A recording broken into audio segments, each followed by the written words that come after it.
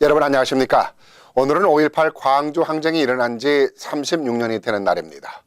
세계적으로 광주 민주항쟁은 역사상 유례를 찾아볼 수 없는 사건이었습니다. 대한민국 군대가 대한민국 국민을 무차별 사살하고 이에 분노한 시민들은 자기 나라 군인들을 향해 총을 들었던 참으로 기억하기조차도 고통스러운 일이었습니다. 당시 대한민국 군인들에 의해서 죽임을 당한 사망자가 아직까지도 정확히 몇 명인지 밝혀지지 않고 있습니다. 지난 1980년 5월 18일에 발생한 광주 항쟁. 민주화를 이룩하기 위해 많은 이들의 희생과 고통이 있었습니다. 그리고 그들의 눈물이 있었습니다. 늦은 감이 있지만 오늘만이라도 이분들의 고귀한 희생을 기억해 보고 싶습니다. 광주 항쟁을 이해하려면 아무래도 배경과 과정을 먼저 이해하는 것도 중요하리라 생각합니다. 지난 1979년 11.6 사태가 일어납니다. 당시 중앙정보부장인 김재규 씨가 박정희 대통령을 살해하면서 군사정변으로 집권한 박정희 정권의 유신체제가 무너진 날이었습니다.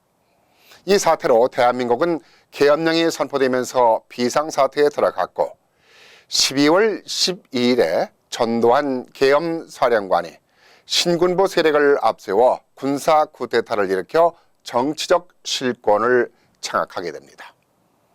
정부 요직들을 둘러차면서 정치적 전면에 나서기 시작한 것이죠. 국민들은 군사정권의 재등장으로 우려를 갖게 됩니다. 그러면서 민주화를 촉구하는 목소리를 내기 시작합니다.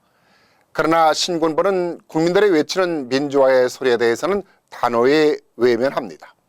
그러자 국민들은 1980년 5월 15일 서울역 앞에 신군부의 퇴진을 외치며 10만 명이 모입니다. 신군부는 이에 굴하지 않고 한술 더 떠서 계엄령을 전국적으로 확대하고 모든 대학에 휴교령을 내립니다. 심지어 국회 폐쇄라는 극단적인 조치까지 내립니다. 신군부의 만행이 갈수록 더해만 가면서 전남대학교 200여 명의 학생들이 5월 18일 광주에서 평화적인 시위를 벌입니다.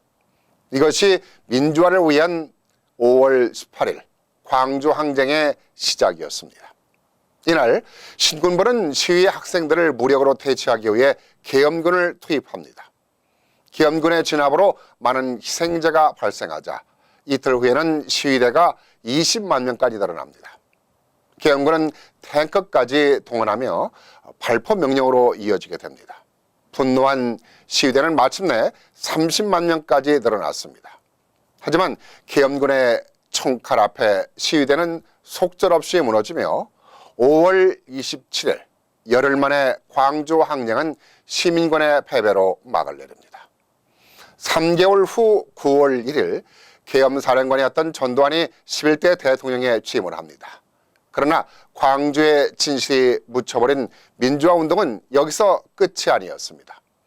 광주 항쟁이 끝이 난 3일 후 서강대생 김의기 군이 광주 사태 진상을 고발하는 글을 뿌리면서 투신 자살을 시작으로 광주를 알리는 투쟁은 계속됐습니다. 이는 80년대 민주화를 알리는 원동력이었습니다.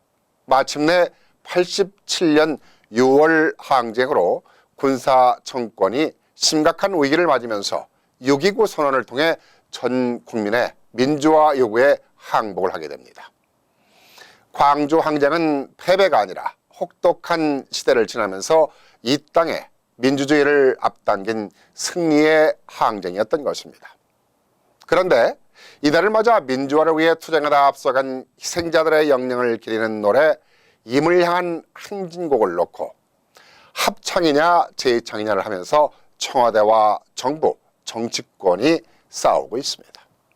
이런 모습을 보면서 정부나 청와대의 민주화는 아직도 갈 길이 먼 것 같습니다.